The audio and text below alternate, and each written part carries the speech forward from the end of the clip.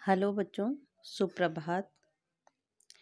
आज हम कक्षा 8 की पुस्तक का द्वितीय चैप्टर है हार की खुशी, उसे पढ़ने जा रहे हैं। ये एक गद्यांश है।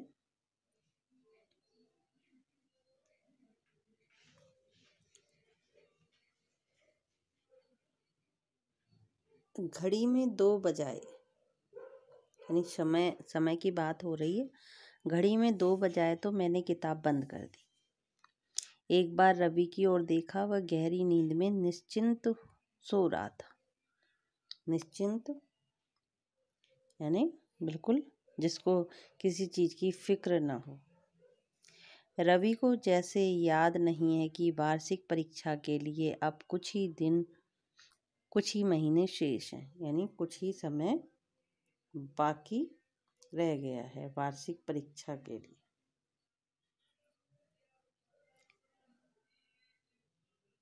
मैंने बत्ती बुझा दी, यानी लाइट बंद कर दी, और रवि के बारे में सोचता रहा। याद आया वह दिन जब रवि की माँ उसे हॉस्टल में भर्ती करने आई थी, यानी हॉस्टल में डालने आई थी। उस दिन का दिन याद आया।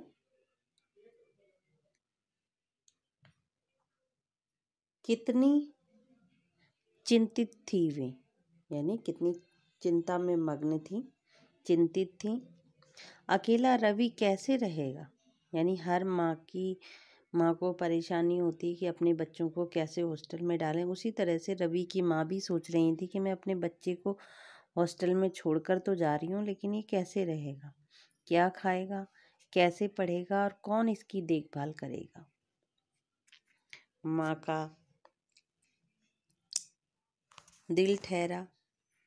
कलेजे पर पत्थर रखकर वे रवि को यहाँ छोड़कर चली, यानी मन कठोर करके वो रवि को यहाँ पर छोड़कर गई।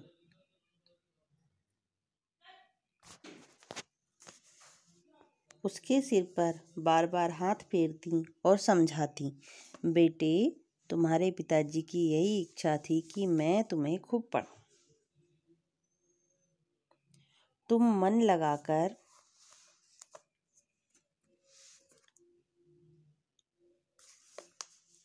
मैं खुद भूखी रह लूंगी, पर तुम्हें कभी तकलीफ नहीं दूंगी। तुम मन लगाकर पढ़ना, अपने पिताजी का सपना पूरा करना, इसी में मेरी खुशी है। उनकी आंखें भर आईं, यानी नम हो गई, आंखों में आंसू आ गए। रवि उन्हें हॉस्टल के फाटक तक छोड़ने गया था, पीछे पीछे मैं भी गया था। उस दिन से रवि मेरे साथ है, हम दोनों एक ही कमरे में रहते, एक ही कक्षा में पढ़ते हैं, एक साथ खाना, एक साथ स्कूल जाना। हम दोनों एक दूसरे के बिना नहीं रह सकते। बस अंतर है तो इतना कि रवि लापरवाह है, यानी वो परवाह नहीं करता कि उसकी माँ इतनी परेशानी, इतनी मेहनत से उसे पढ़ा रही है, फिर भी वो लापरवाह है। उसका मन पढ़ाई में नहीं लगता। वह स्कूल से लौटते ही खेलने चला जाता है। जिस दिन गप्पों के लिए, यानी एक दूसरे से गप्पे हाँकने के लिए कोई ना मिले, तो वो क्या करता है, कोई लिफ्ट नहीं देता है तो सिनेमा देखने चला जाता है, यानी पिक्चर देखने चला जाता है, या फिर खाना खाकर सो जाता है। पढ़ने के नाम पर कुछ किस्से कहानी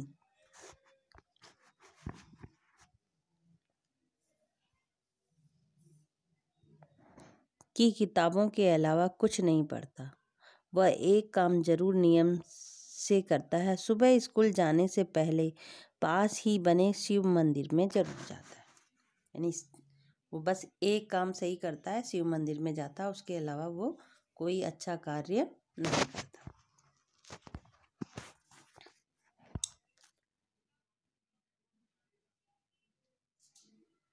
पिछली बार जब वो छमाई परीक्षा फल निकला, यानी 6 महीने जब पढ़ाई होने का परिणाम घोषित हुआ तो वह असफल हो गया, यानी फेल हो गया।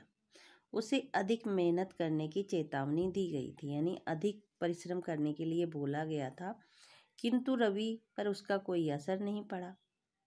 मैं उसे सावधान कर देता, परंतु मेरी सुनता कब है, मेरी बात ही नहीं मानता। उस रात में रवि के बारे में सोचता रहा। मेरी नींद उड़ चुकी थी, बहुत परेशान था। उसकी माँ कितने कष्ट उठाकर उसे पढ़ाती है और रवि कितनी यहाँ मक्कारी देता है, उसके बारे में वो उसका जो दोस्त था वो सोचता रहा। कौन था उसका दोस्त? किशन। रात भर जागने के कारण सुबह मेरी तबीयत ठीक नहीं थी, मैं उदास था। रवि ने 1-2 बार मेरी उदासी का कारण जानना चाहा, मैं टाल गया। स्कूल में भी रवि के बारे में सोचता रहा। 1 वर्ष पूरा होने जा रहा है, किंतु रवि ने कोई भी कॉपी चेक नहीं करवाई, कभी होमवर्क करके नहीं लाता, क्लास वर्क नहीं करता। सभी अध्यापकों ने कुछ दिन तक तो उसे टोका, पर अब कोई उसे टोकता नहीं। रवि को जैसे आज़ादी मिल गई, वह क्लास में भी उधम मचाता, यानी शैतानी करता। लेकिन दूसरे लड़के भी उसे नापसंद करने लगे। वे उसके पास बैठने से कतराते थे, यानी उससे अलग होते थे। जानते हैं कि वह पढ़ेगा नहीं, न पढ़ने देगा। यह हार कर मेरे पास आकर बैठ जाता। मुझे कई अध्यापकों ने बुलाकर कहा, किशन तुम रवि को अपने जैसा क्यों नहीं बनाते? मैं भला उन्हें क्या उत्तर देता, यानी किशन उन्हें क्या कहता कि ये शैतानी कर रहा है। उस दिन शाम को लौटकर मैं बिस्तर पर लेट गया। रवि मेरे पास आकर बैठ गया। बोला, किशन तू मुझसे नाराज है या सचमुच तेरी तबीयत ठीक नहीं है? मैं तुझसे नाराज हूँ। जानते हो, कल रात मैं सिर्फ तुम्हारी वजह से सो नहीं सका। यह सुनते ही वह ठहाका लगाकर हंस पड़ा, यानी हंसने लग गया। रवि ये बात सुनकर बोला, यार ये बात सवेरे ही बता देता तो मैं माफ़ी मांग लेता, कम से कम दिन तो अच्छा गुजरता। फिर बोला, अच्छा अब जल्दी से बता, मुझसे क्यों नाराज है? मैंने सीधे सीधे ही बात कह दी। मैं दुखी हूँ, तुम पढ़ते नहीं हो। अगर तुम्हारी सारी बातें तुम्हारी माँ को लिख दूँ तो उन पर क्या गुजरेगी, यानी वो कैसे परेशान हो जाएंगी। वे जब जब आती हैं मुझे उनके सामने तुम्हारे बारे में झूठ बोलना पड़ता है, और तब लगता है कि मैं एक माँ के साथ कितना बड़ा धोखा कर रहा हूँ। रवि, ये मत भूलो कि मुझसे बड़े अपराधी तुम हो। उसे अपनी माँ को धोखा दे रहे हो, अब उनके सपनों को मिट्टी में मिला रहे हो। तुम्हें नहीं पढ़ना है, तुम्हारा मन नहीं लगता, तो साफ साफ उनसे कह क्यों नहीं देते? यानी इस तरह से जो रवि का दोस्त है किशन, वो रवि को समझा रहा है। रवि इस उपदेश का कोई असर नहीं हुआ। वह सारी बातों को सदा की तरह हंसी में टाल गया और बोला, तुम तो बेकार में ही परेशान हो। मैं बस उतना ही पढ़ता हूँ जितना जरूरी है। मंदिर के पुजारी जी कहते हैं कि भगवान शिव का जिसे आशीर्वाद प्राप्त होता है वह कभी असफल नहीं हो सकता। आशीर्वाद यानी जिसे आशीर्वाद मिला हो, भगवान शिव का वरदान मिला हो, वह कभी फेल नहीं हो सकता। उन्होंने कहा था कि बेटे, शिव जी के दर्शन करने रोज जाना, वे ही सहारा देंगे, कष्ट दूर करेंगे। मुझे उनके अंधविश्वास पर हंसी आई और क्रोध भी। मैंने पूछा, छमाई परीक्षा भी तूने भगवान शिव के सहारे दी थी? उनके आगे किताब खोलकर आने वाले प्रश्नों की भविष्यवाणी किया करता था, लेकिन नंबर कितने मिले? मैं तुम्हारी ईश्वर भक्ति का विरोध नहीं करता, किंतु जो मेहनत नहीं करता भगवान उसकी कभी नहीं सुनते। यानी मेहनत करना जरूरी है। कोई भगवान अपने आप कभी नंबर नहीं दे देते, आपको सद्बुद्धि देंगे, लेकिन आपको स्वयं मेहनत करनी पड़ेगी। अच्छा बाबा, अब ये उपदेश देना बंद करो और खाना खा लो। चलो। रवि ने मेरी बात काट दी, लेकिन मेरे मन का बोझ हल्का नहीं हुआ। हम दोनों खाना खाकर लौटे तो रवि सदा की तरह एक मित्र के कमरे में गप्पे हाँकने के लिए बैठ गया। मैं अपने कमरे में लौट आया।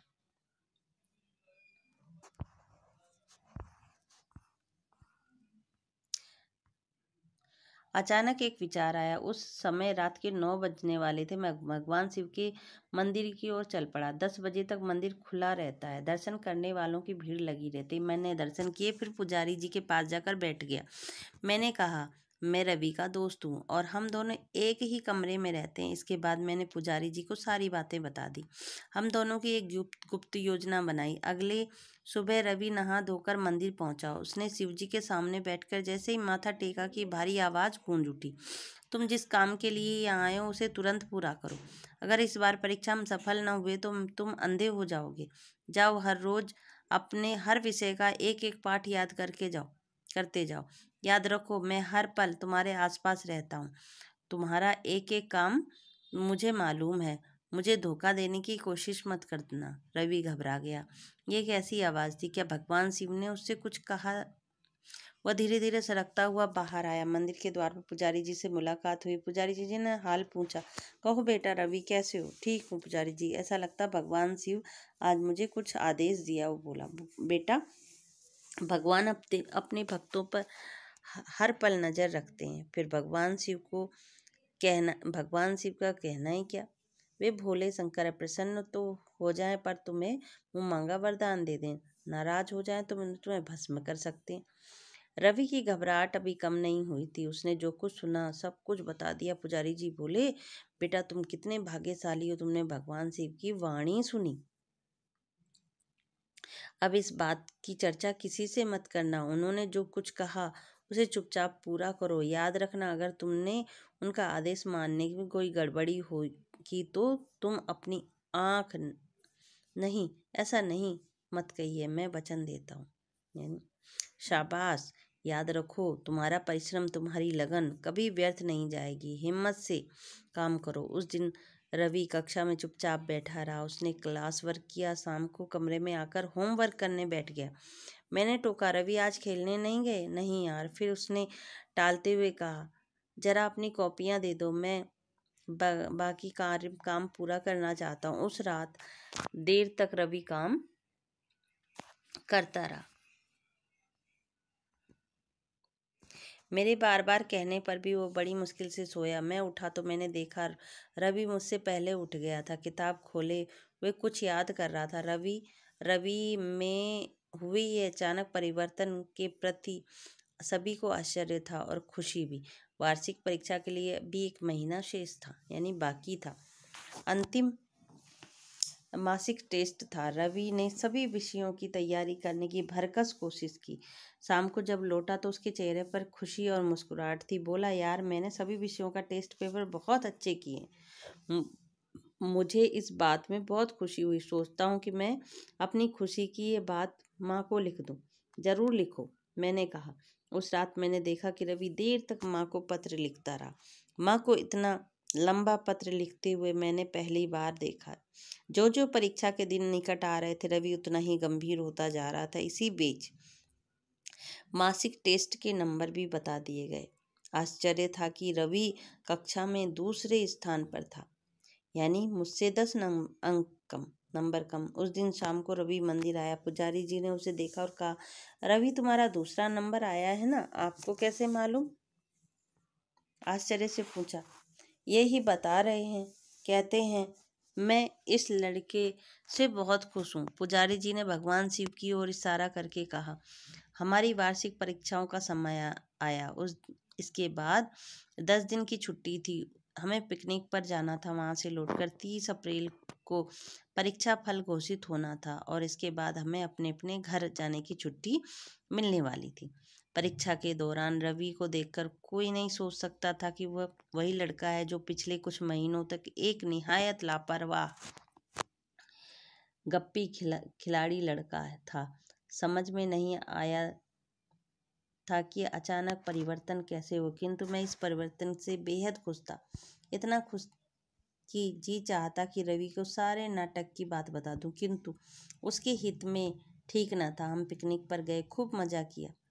कुछ समय के लिए पढ़ाई का बोझ उतर गया। लौटकर आए तो परीक्षा फल के बारे में सभी अपनी अपनी अटकलें लगा रहे थे। एक बात तो निश्चित थी कि मुझे प्रथम स्थान मिलना था, इसलिए मैं निश्चिंत था। चिंता थी तो सिर्फ रवि, उसकी माँ की आशाओं की। 30 अप्रैल सुबह से ही हम सभी मन में आशा और निराशा के भाव आ जा रहे थे, लेकिन रवि एकदम शांत उदास था। उसे बार बार यही लग रहा था कि यार, अगर मेरी पूरी साल की पढ़ाई की होती तो आज ये दुख महसूस नहीं हो रहा, वह न होता। लेकिन किस बात का दुख रवि, मैंने पूछा। यही कि मैं असफल न हो जाऊं, रवि ने कहा।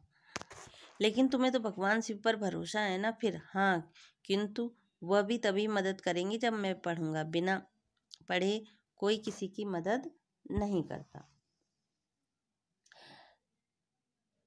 तब हमारे कुछ और साथी भी आ गए। वे सब हमें खींचकर स्कूल ले गए। कुछ ही देर में परीक्षा फल घोषित हुआ। रवि मेरी कक्षा में प्रथम आया और मैं दूसरा नंबर। रवि की इस सफलता पर सभी को आश्चर्य था। मेरा नंबर पिछड़ जाने पर मेरे साथियों को अफसोस था, किंतु मुझे ना आश्चर्य था ना अफसोस। मैं बहुत खुश था। दरअसल इस हार में भी अनोखी खुशी थी। उसे भला कैसे बताऊं, उसे तो रवि ही जान सकता था। यानी बच्चों, इस पाठ में ये बताया गया है कि सफलता उसे ही मिलती है जो मेहनत करता है। जो बिल्कुल मेहनत नहीं करता, इधर उधर खेलने में लगा रहता है, भगवान भी उसकी मदद नहीं करते। और भगवान भी उसी व्यक्ति की मदद करते हैं जो कड़ी मेहनत करता है, बहुत परिश्रम करता है। इसलिए हमें हमेशा मेहनत करनी चाहिए, कड़ा परिश्रम करना चाहिए, तभी हमें